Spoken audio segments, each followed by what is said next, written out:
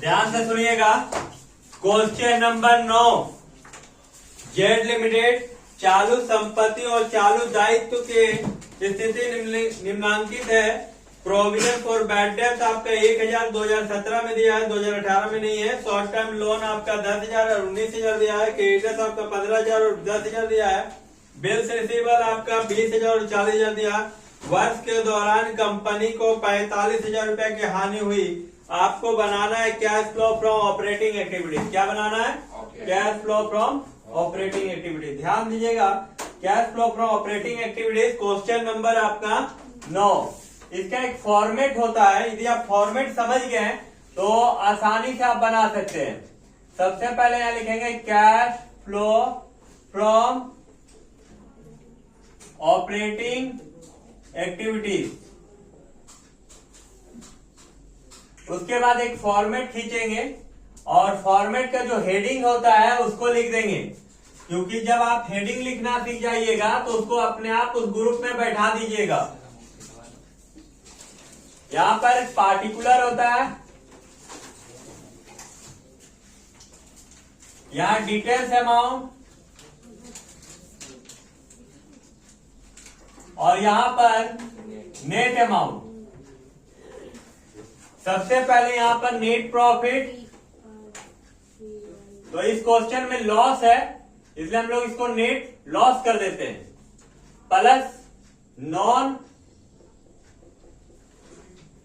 Operating expenses. Non operating expenses item को add करना है।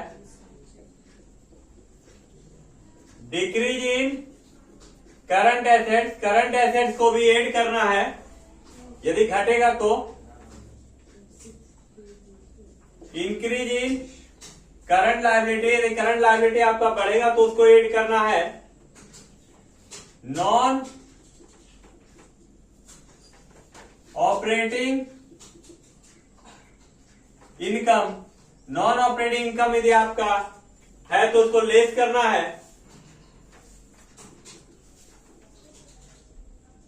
इंक्रीज इन करंट एसेट, यदि करंट एसेट्स आपका बढ़ेगा तो उसको घटाना है।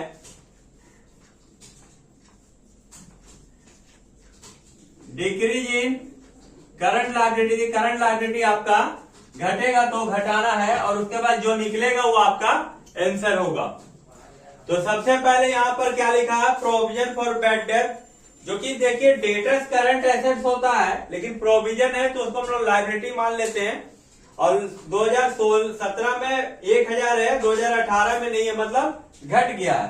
तो हम लोग यहां लिख सकते हैं डिक्रीज इन करंट लायबिलिटी में प्रोविजन फॉर बैड डेब्ट, प्रोविजन फॉर बैड डेब्ट कितना रुपया है? 1000।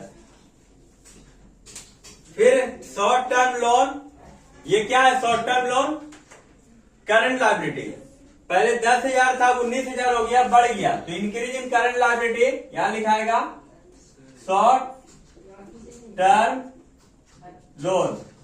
कितना हो गया? 19,000 हो गया ना, कितना से? 10,000 से, यानी कितना बढ़ गया? 9,000। उसके बाद क्रेडिटर्स है, क्रेडिटर्स क्या है? करंट लायबिलिटी है, कितना हो गया? 15,000 से 10,000, घट गया, तो यह डिक्रीज में चला जाएगा। क्रेडिटर्स 15,000 से कितना हो गया? 10,000, कितना घट गया? 5,000। उसके बाद बिल्स रिसीवेबल क्या है? करंट एसेट 20,000 से 40,000 हो गया, बढ़ गया, तो यहां जाए increase in current asset, bills receivable कमी। बिल्स रिसीवेबल कितना हो गया? 40,000 हो गया, कितना से? 20,000 से, यानी कितना बढ़ गया? 20,000। उसके बाद नेट लॉस दिया हुआ, नेट लॉस कितना है? 45,000 रुपया। यहां पर नेट लॉस आपका है 45,000, ये ब्रैकेट में कर दिए। नॉन ऑपरेटिंग एक्सपेंसेस नहीं था, डिक्रीज इन करंट एसेट्स नहीं था, सिर्फ यहां पर निकला इंक्रीज इन करंट लायबिलिटी। तो ये प्लस में है 9,000 रुपया, ये माइनस में है 45,000। तो 45,000 से 9,000 गया तो माइनस में और कितना बचा? 36,000। 20, 21 और 5 कितना हो गया 26। ये देखिए ये भी माइनस में ये भी माइनस में, माइनस माइनस प्लस हो जाएगा, यानी 36 और 26 कितना हो गया 62,000। ये माइनस में है ना, तो ये क्या लिखाएगा नेट कैश लॉस लिखाएगा। क्या लिखाएगा नेट कैश लॉस, ये लिख दीजिए। या तो आप लिख सकते हैं net cash use in operating activities. क्या लिख सकते हैं net cash use in operating activities. Clear है ना।